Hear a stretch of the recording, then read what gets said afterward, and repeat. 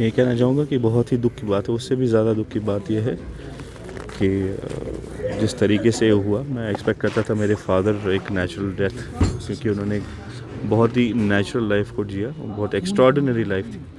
एक pharmacy owner होते हुए उन्होंने अपना एक नाम बनाया on the basis of his principles. Kashmir में सब उनको जानते थे, इसलिए कि उन्होंने कभी भी गलत का साथ नहीं दिया। He was a principle man. कभी दवाइयाँ हमेशा जेन्युइन बेची और एक नाम बनाया अपनी पर्सनालिटी पे। He was very very helpful, he was very friendly और सब उन्हें प्यार करते थे, छोटे बड़े सब ये कहते थे कि वो मेरा दोस्त है। In fact I was working outside, he encourage me to come back, कि मैं यहाँ के लोगों की मैं भी खिदमत करूँ, और ऐसा हुआ भी।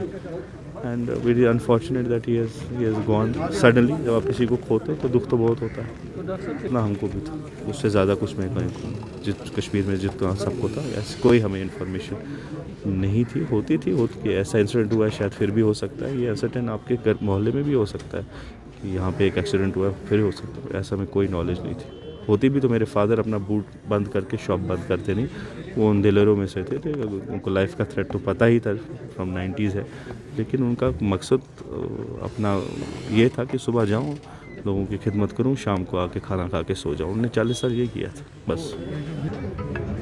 सर अभी sir we are in state of shock.